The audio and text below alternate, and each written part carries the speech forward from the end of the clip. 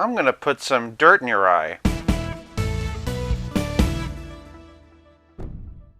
Welcome to 5 Points of Articulation. Today, I'm pitting the Marvel Legends Spider-Man 3 Black Suit Spidey against the GamerVerse version to see which symbiote Spidey is the best bang for your buck. Starting with the packaging, and right off the bat we have similarities and differences. They're both unmistakably Marvel Legends boxes, but each one has a different color scheme. Maguire has movie-style branding. GamerVerse has, well, GamerVerse, along with source-specific logos up top, as well as key art on the spines. The biggest differences are on the back. I like how GamerVerse resembles a load screen, showing you not only what the figure should look like, but also the other available ones in the wave. For those just tuning in, I've already looked at the upgraded suit. That said, Tobey got a little bit more effort. Not only did Hasbro give him a bio, we also have renders of the figure itself, including a taste of accessories and swappability. Additionally, as some of you pointed out in the comments of the original video, this background recreates the card art of the original Spider-Man 3 figures. That's a lot of attention to detail, so much so that for packaging, this round goes to movie. Moving on to presentation, and just to keep things consistent, I'm gonna have Tobey wearing the mask head. First things first, Tobey stands at 6 inches, or thereabouts 15¼ centimeters. GamerVerse is 6¼ inches, or thereabouts 15¾ centimeters. As I've already said in my standalone Spider-Man 3 video, Tobey is near complete reuse of the original No Way Home figure. The only new tooling being the torso to accommodate this updated spider design. Flipping him around, that new spider design covers his entire back. Just as a reminder though, here's what the regular one looks like. GamerVerse, by contrast, is a complete and total 100% new sculpt. Even things like the hands, which are often reused, had to be made special for this figure. What sets him apart from other black costume Spideys is all that game-specific detail. Similar to the Tom Hardy Venom movies, this symbiote is gooey and oily. There's a rough realness to the texture, and I really like all the craggy sinews. There's also some paneling which makes the figure feel segmented and bug-like. You know,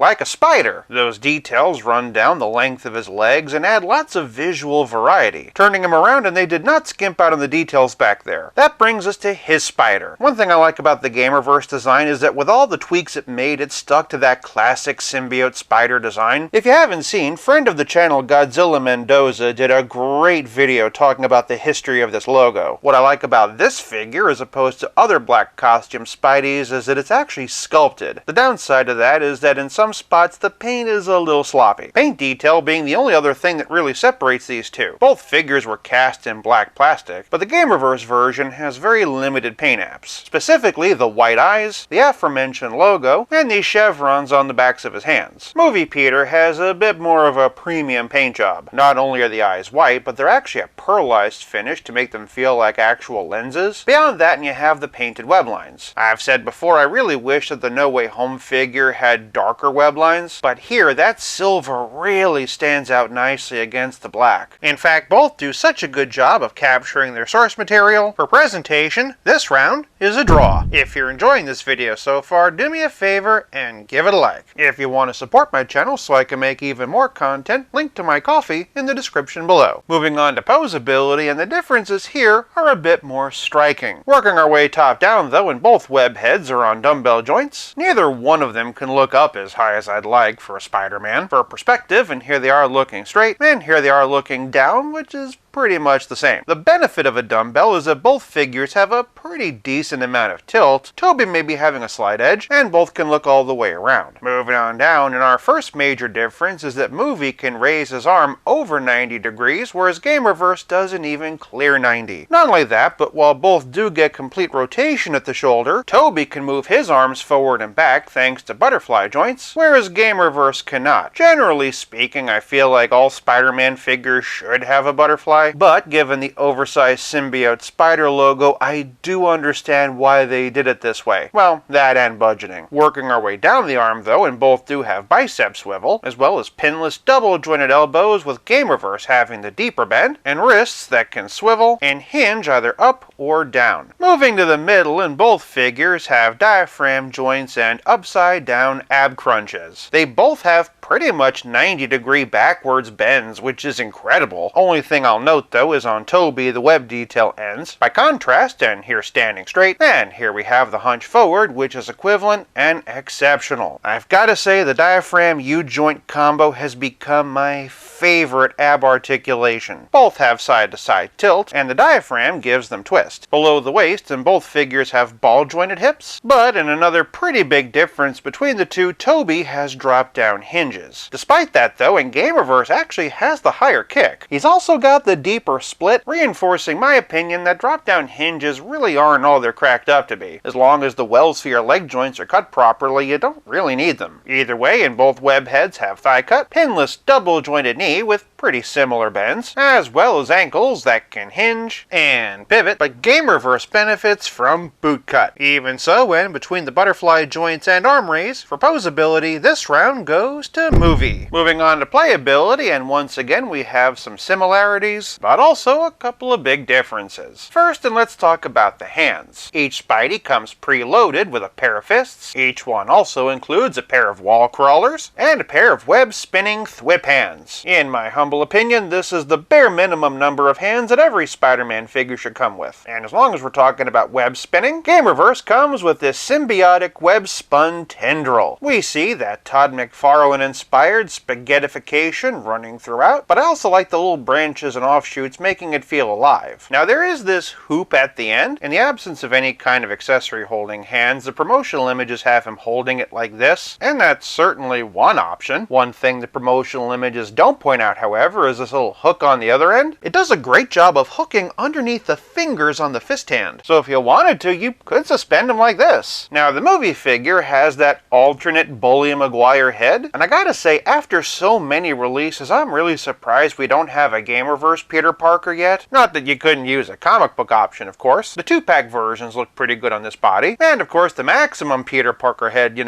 exists. For those who feel like the black costume/addiction metaphor wasn't on the nose enough. I don't need an intervention, I can quit whatever I want!